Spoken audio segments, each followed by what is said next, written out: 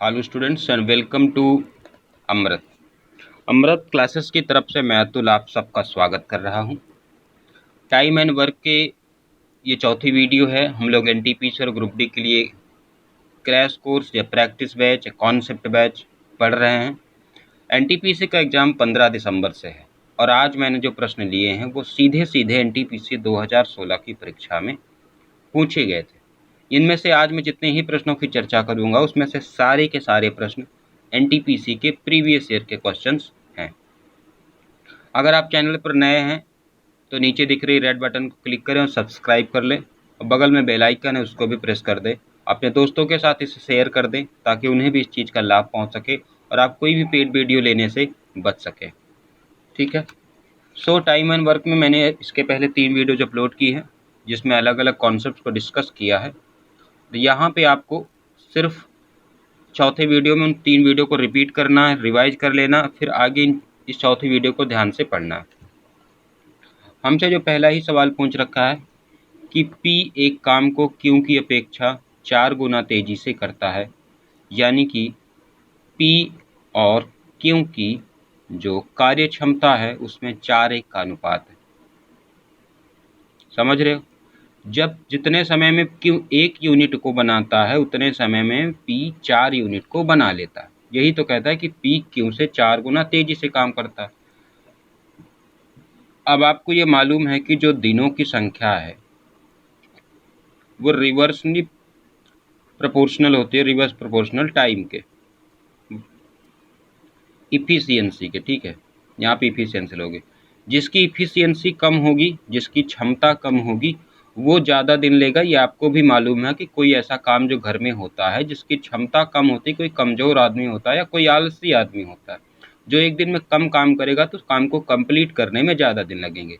और अगर काम जल्दी हो जा रहा है मतलब काम तेज़ी से हुआ, और अगर काम तेज़ी से हुआ इसका मतलब है कि उस करने वाले की क्षमता तेज थी। तो अगर इनकी क्षमताओं में अनुपात 4:1 का है, ये किसका है? इफिशियंसी का है ना ये। तो इनके लिए गए दिनों में जो अनुपात होगा वो 1:4 होगा। जस्ट रिवर्स होता है, नहीं, जो क्षमता है वो दिन की रिवर्स होती है।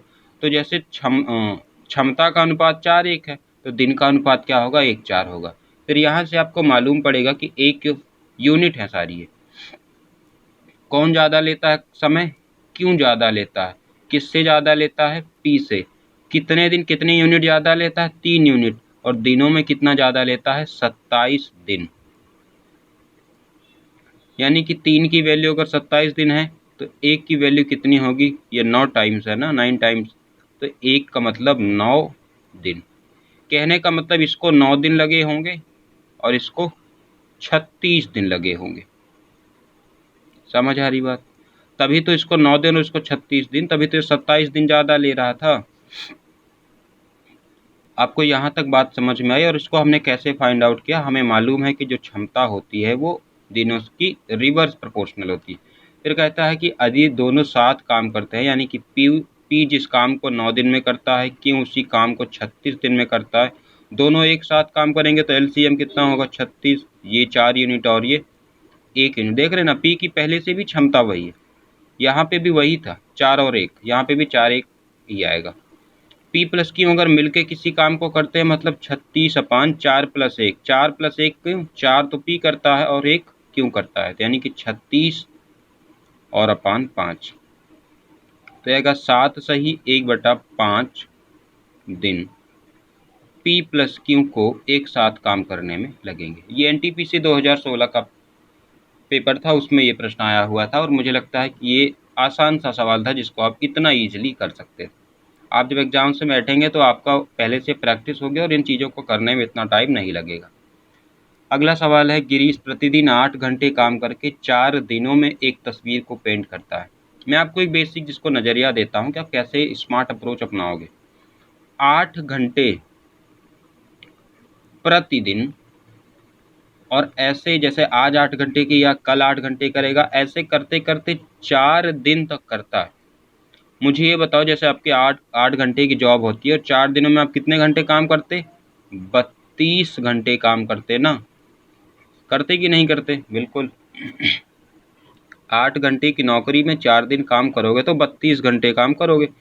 32 घंटों काम करोगे तो कुछ ना कुछ प्रोडक्शन होगा। और यहाँ पे गिरीश इन 32 घंटों में एक चित्र बनाता है। ये काम थोड़ा टेढ़ा है, इसलिए इसको 32 घंटे लगते हैं एक चित्र बनाने में। समझ में आया? ठीक है। लेकिन बीमार होने की वजह से वो केवल 6 घंटे ही काम कर सका। अब क्या हो गया? वो बीमार हो गया। अब वो 6 घंटे प्रतिदिन के हिसाब से काम कर रहा है। 6 घंटे प्रतिदिन के हिसाब से काम कर रहा है। इस तरह 7 चित्र पेंट करने हैं तो गिरीश को कितने दिन लगेगा? एक बात मुझे बताओ, कोई एक चित्र को पेंट करने में कितने घंटे लगे? आपने कहा कि 8 घंटे रोज करता था, 4 दिन करता था, तब जाके एक चित्र बनता था। इस हिसाब से 32 घंटे में एक चित्र बना। 7 चित्र बनाने में बोलो कितने दिन लगेंगे? एक चित्र में 32 घंटे, तो 7 चित्र में 7 गुणे 32 घंटे ये है। और इसको 6 घंटे प्रतिदिन काम करके बनाना है। 6 घंटे प्रतिदिन, दिनों की संख्या हमें बतानी है। ये दोनों इक्वल हैं। 7 घंटे 7 चित्र और प्रति चित्र में 32 घंटे लगाने पर जो काम होगा वही काम 6 घंटे और जितने दिन लगाने पे होगा वही होगा। अगर ये बात आपको ना समझ में आए तो इसको इरेज कर दो। लिखो क्या? एक चित्र बनाने में 32 घंटे, तो 7 चित्र बनाने में 7 गुणे 32 घंटे। 6 घंटे प्रतिदिन के हिसाब से 6 से डिवाइड करोगे तो दिनों की संख्या आ जाएगी। 2 तियां और 2 16। 16 सते 112, 112 अपान 3 करोगे तो ये 3 9 2 22 37 सही 1/3 दिनों में ये काम पूरा हो जाएगा। अब आप इसको रिवाइज कर लीजिएगा और समझ लीजिएगा। बहुत आसान सी बात है कि एक चित्र बनाने में 32 घंटे, तो 7 चित्र बनाने में 7 गुणे 32 घंटे। पहले 8 घंटे काम करता था, अभी 6 घंटे ही काम करता है, तो 6 से डिवाइड करोगे दिनों की संख्या आ जाएगी। अगला सवाल खूबसूरत सा सवाल। 12 आदमी या 24 लड़के। जब कभी आपको या हो ना, या दिया हो, तो वहाँ पे बराबर का साइन लगा लो, इक्वल का साइन। 12 आदमी का मतलब 12 मैन। ये किसके काम करते हैं? ये 24 लड़कों के या 24 लड़के। 12 आदमी या 24 लड़के एक काम को 20 दिन में कंप्लीट कर लेते हैं। कितने दिन में? 20 दिन में। मैं अगर इसको अभी छोड़ दूं, आपसे पूछूं मैन अपान बॉयज क्या होगा, तो आप बोलेंगे 24/12, यानी कि ये होगा 2/1। यानी कि जो मैन की क्षमता है, इफिशियंसी है, वो 2 यूनिट है और बॉय की क्षमता कितनी है? 1 यूनिट। अब बोलो काम कितना है? कुल काम अगर मुझे निकालना होगा, कुल कार्य, तो किसी का भी ले लो, चाहे बॉय का ले लो और चाहे मैन का ले लो। मैन का लोगे तो 12 आदमी थे, एक आदमी 2 यूनिट बनाता था, 20 दिनों में कंप्लीट करता था। तो 12 दूना 24 दूनी 48, 480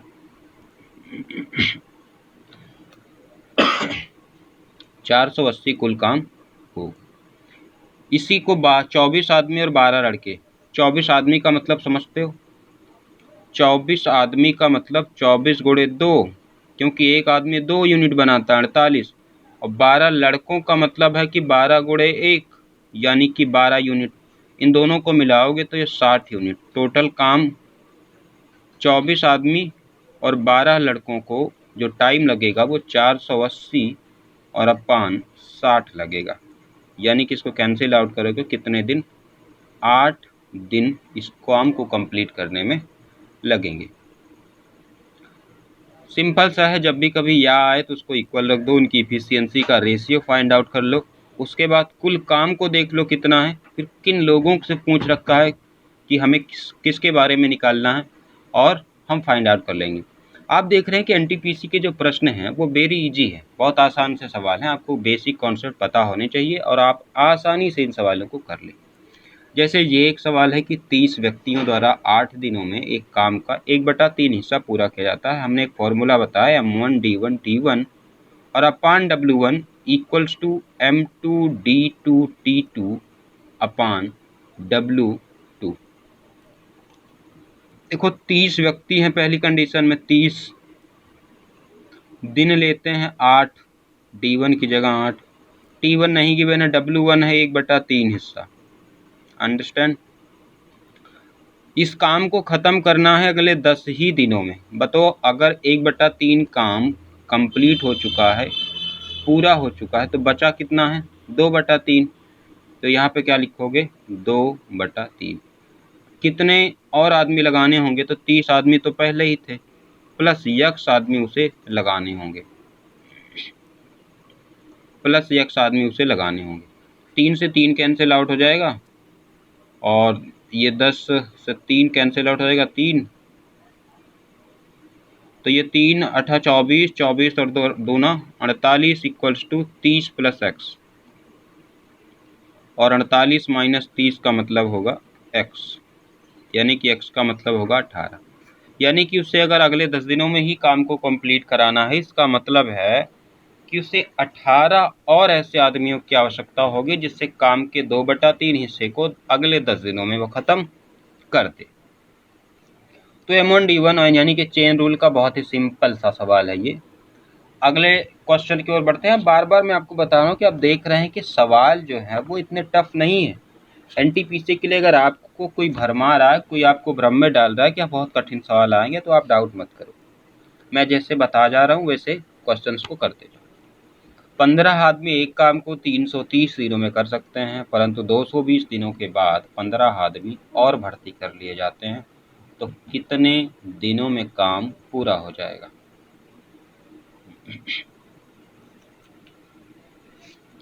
आपको मैं बता दूं, देखो 15 आदमी 330 दिनों में इस काम को करते, तो 15 गुणे 330 यूनिट काम होता। इसी काम को 220 दिनों तक इन 15 लोगों ने किया, उसके बाद 15 और लोग आ गए, मतलब 15 तो पहले ही थे, 15 अब आ गए, 30 हो गए, और यही कह रहा कि कितने दिनों में पूरा हो जाएगा। 30 आदमी आ जाते हैं तो कितने दिनों में पूरा हो जाएगा? तो आप देखोगे कि 15 गुणे 330 और इसको माइनस करोगे 220 गुणे 15 इक्वल्स टू ये 15 15 30 और 30 इंटू एक्स 30x। 15 330 में आप देखोगे 15, ये भी 15 ही है, ठीक है। 15 और 110 को कॉमन ले सकते हो। 15 गुणे 110 को कॉमन लोगे तो अंदर बचेगा 3 माइनस 2 और ये 30x। 3 माइनस 2 की जगह ये 1 ही हो जाएगा, इसका मतलब तो इसकी जगह मल्टीपल में 1 लिख सकते हो। 15 गुणे 110 गुणे 1 यानी कि 30x। आप देखोगे कि 15 15 दूना 30 और 2 55, यानी कि काम कितने दिनों में पूरे? एक्स की वैल्यू कितनी आई? 55 दिन ना। यही तो था हमारे लिए रिक्वायर्ड एज, दिनों की संख्या यही तो थी। ये देखो, इस सवाल को लगाने के बहुत सारे तरीके हैं। ये मैं आपको ऐसे तरीके बता देता हूँ जिससे आप बेसिक भी समझ पाओ, फंडामेंटल चीज़ें भी समझ पाओ। ये कोई ट्रिक नहीं है, ये हमने सबसे बेसिक लगाया, टाइम एंड वर्क। इसको M1D1 से भी लगा सकते हैं, चेन रूल से भी लगा सकते हैं। आपको जो तरीका उस टाइम एग्जाम में समझ में आ जाए कि ये जल्दी हो जाएगा, बस वो लगा दो। ये मैंने सबसे बेसिक चीज़ें बता दी कि एक काम है उसको 2 टुकड़ों में किया जाता है। काम पूरा 15 गुणे 330 है, पहले टुकड़े में 220 और 15, 220 दिनों तक 15 आदमी करते हैं। अगले भाग में 15 आदमी बढ़ जाते हैं, दिन ही हमें बताने थे, काम तो हमें पूरा पहले से दे रखा था। तो ज़रूरी ये नहीं है कि आपने कहाँ, किससे और कैसे पढ़ा है, ज़रूरी ये है कि आप उसको कहाँ, कैसे और किस तरह यूज कर पाते हैं। जैसे ये सवाल है, सिंपल सा सवाल कि 10 पुरुष 5 महिलाएं एक काम को 60 दिनों में पूरा कर सकते हैं। यदि एक पुरुष 2 महिलाओं का कार्य कर सकता है, समझ रहे हो बात? अगर एक पुरुष 2 महिलाओं का कार्य कर सकता है, यानी कि मेल और फीमेल के हम इफिशियंसी रेशियो को अगर काउंट करें, तो एक पुरुष 2 महिलाओं का काम, यानी कि जब मेल 2 यूनिट बनाएगा तो फीमेल 1 यूनिट, 2 महिला मतलब 2 यूनिट, एक पुरुष मतलब भी 2 यूनिट, तो हमारी कंडीशन सेटिस्फाई हो गई। काम कितना था, हमें कुल कार्य निकालना पड़ेगा। कुल कार्य निकाले बिना इस तरह के सवालों को आप नहीं कर पाएंगे। 10 पुरुष हैं जी, 10 पुरुष हैं, 5 महिलाएं हैं। हमने मेल और फीमेल लिया ना, तो मैं पुरुष और महिलाएं नहीं ले सकता, मुझे उसी तरह लिखना होगा। 10 मेल्स हैं और 5 फीमेल्स हैं, और ये पूरे काम को 60 दिनों में कर पाती। मेल्स की जगह 2 और फीमेल्स की जगह 1 रखोगे और ये काम 60 दिनों में हो पाता है। तो 10 दूना 20 और 10 30, 30 गुणे 60 जो है वो कुल काम है। 5 पुरुष और 20 महिलाएं। 5 पुरुष का मतलब होता है कि 5 गुणे 2 10 यूनिट। 20 महिलाओं का मतलब होता है कि 20 गुणे 1 यानी कि 20 यूनिट। इन दोनों को अगर कंबाइन करोगे तो 30 यूनिट। उस काम के आधे भाग को 30 गुणे 60 ये पूरा काम है, इसके आधे भाग यानी कि 30 गुणे 60 के 1/2 को ये लोग कितने दिन में पूरा करेंगे? 30। आप इसको लिख सकते हो 30 गुणे 60 गुणे 1/2 और ये 30। 30 से 30 कैंसिल आउट हो जाएगा और 2 से 30 कैंसिल आउट हो जाएगा। तो यहाँ तो आंसर कुछ अलग आ जा रहा है। कुछ लगता है मिस्टेक हुई है। यदि एक पुरुष 2 महिलाओं का काम कर सकता है यानी कि पुरुष की क्षमता महिलाओं की 2 गुनी है। बिल्कुल सही। और 5 पुरुष यानी कि 5 दूना 10, 20 महिला यानी कि 20 गुणे 1 20, 20 10 30। 10 पुरुष यानी कि 10 दूना 20 और 5 महिलाएं यानी कि 5 1 20। नहीं, थोड़ी सी मिस्टेक हो गई। देखो कैलकुलेशन मिस्टेक है थोड़ी सी यहाँ पे, बाकी चीज़ें सही है। ये जैसे 10 मेल्स थे तो 10 गुणे 2 करेंगे प्लस 5 गुणे फीमेल्स को 1 करेंगे ना, गुणे 60। तो 10 दूना 20 5 25 गुणे 60 टोटल काम था। अब हो जाएगा 25 गुणे 60 और इसके 1/2 काम को करना है तो 1/2 यहाँ लिख दो। 30 यूनिट इसको करना है, ठीक है। तो 30 दूना 60, 2 से 2 कैंसिल आउट हो जाएगा और ये 25 दिन आ जाएंगे। थोड़ी सी कैलकुलेशन मिस्टेक थी, मैंने 5 25 की जगह यहाँ पे 30 कर दिया था, ठीक है। तो कितने दिन लगेंगे भैया इसको करने में? 25 दिन। ये बहुत ही सिंपल सा सवाल। मैं फिर से कह रहा हूँ बार बार कि बहुत सारे ज़्यादा कठिन सवाल नहीं आएंगे क्योंकि ये CBT 1 है और वैसे भी रेलवे में इतने कठिन सवाल आने नहीं है। जैसे ये सवाल है, ठीक है, ये सवाल अच्छा सवाल है। अगर मैंने इस तरह के बहुत सारे सवाल इसी वीडियो में बताए हैं। और एक और ये सवाल ये है, इसका स्क्रीनशॉट ले लो। जैसे कि ये सवाल है, ये सवाल भी अच्छा सवाल है, ठीक है।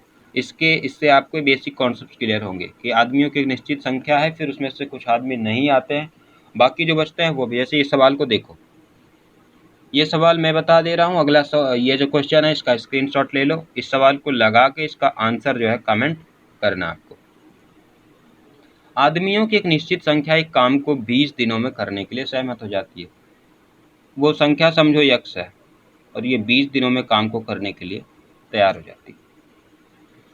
5 आदमी काम पर नहीं आते हैं। समझो कि हर स्थिति में काम बराबर होता है। अगर कोई काम 10 आदमी कर रहे हैं, उसमें से 2 आदमी नहीं आते हैं, तो बाकी जो 8 आदमी हैं भले ही वो ज़्यादा दिन लेंगे लेकिन काम को पूरा करेंगे। कहने का मतलब नंबर ऑफ यूनिट्स क्या होंगी? हमेशा इक्वल होंगी। तो जो काम ये कुछ निश्चित लोग 20 दिनों में कर रहे थे, उसी काम को इन निश्चित लोगों में से 5 कम करने पर, क्योंकि कहता है कि 5 आदमी काम पर नहीं आते और ये इस तरह इनको लग जाते हैं 40 दिन, क्योंकि काम हो सकता है बड़ा हो। यही आपको इक्वेशन बनानी थी। तो ये 20 दूना 40, इधर x बचा, इधर 2x माइनस 10 बचा, तो ये 10 इधर आ जाएगा, पॉजिटिव हो जाएगा, 2x माइनस x हो जाएगा। x की वैल्यू क्या हो गई? 10। उनकी संख्या का पता करो तो 10 आदमी थे। देखो 10 आदमी थे, 20 दिनों में 200 यूनिट करते थे, ठीक है। 10 में से 5 कम हो गए, 5 बचे, 40 दिनों में करते थे 200 यूनिट।